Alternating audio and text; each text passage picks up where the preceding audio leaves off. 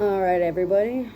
I am ready for the June lessons for what we've learned as a collective for June 2025. So, always with these, take what resonates, leave what doesn't. I'm playing with the Infinity Oracle deck.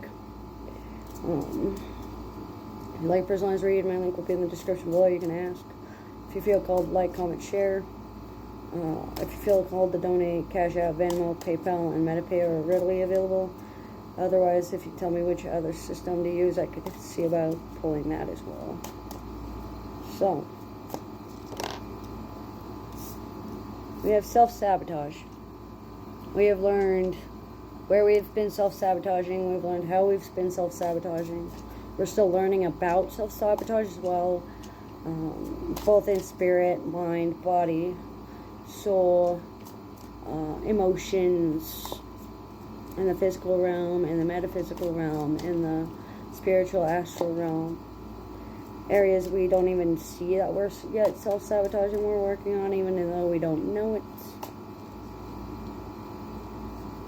We're learning that abundance is near. We've learned that abundance is near, and we just need to work on a self-sabotage so we can open the door to opportunity. Being able to understand differences in abundance.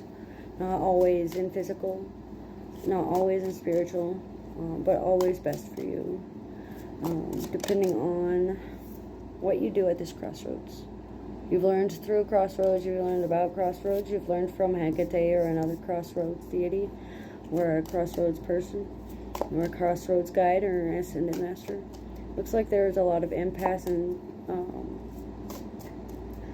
feeling like complete opposites at this point. It feels like there's going to be some sort of like crossroad magic or crossroad due to self-sabotage.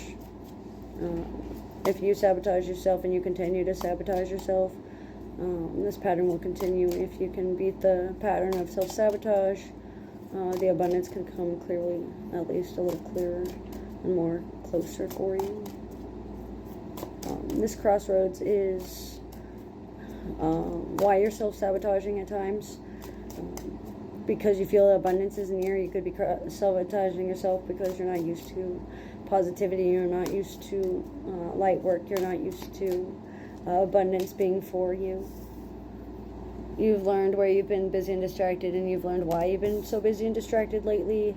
You've learned how to control yourself when you become busy and distracted. You've learned when to make yourself busy and distracted so you don't distract other people, or so you feel like less disrupted when you're focused. Hyperfixation on abundance can slow it down. It can be a form of self-sabotage. Keeping yourself busy and distracted can be a form of self-sabotage. And keeping yourself busy and distracted due to a crossroads can keep the abundance near instead of showing up towards you. So being aware of how you control your energy and where you possess power, as well as where you obsess over certain details or splitting hairs or not fully paying attention to what you need to be paying attention. It looks like you are feeling stuck, and the abundance is stuck due to you being distracted. And you're only distracted due to like the crossroads ahead, due to feeling overburdened and unsupported, and feeling like nobody believes you even when you tell them the truth. Because you've cried wolf so many times in the past, it's hard to believe you now at this point. Feeling stuck on an issue, or stuck on a habit, or stuck on an ideology, or some form of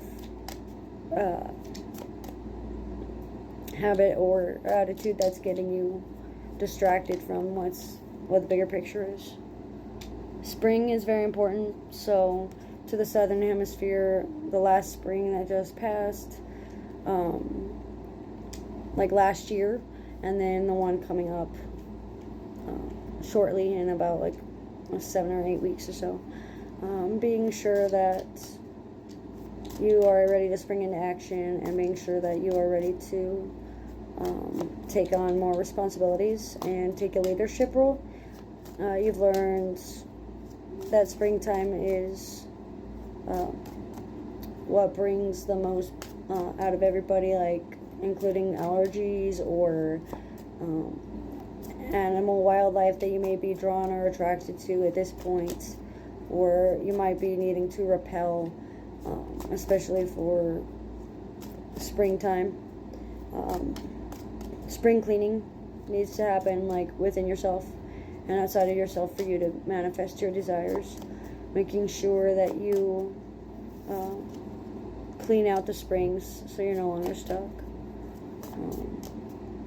A lot of crossroads magic due to self-sabotage or sabotaging yourself via crossroads magic, or talking to the crossroads, or refusing to talk to the crossroads, or refusing to get past this and make a decision can also be affecting it. It looks like apology has been needed or has been given, and it's time to stand firm in your beliefs and enforce your boundaries. Be able to better understand yourself and better help yourself find closure and friendships and branch out to new beginnings, learning your family tree, learning your soul lineage, learning your apologies mean nothing without action. And your apology will bring a generous offer that you found.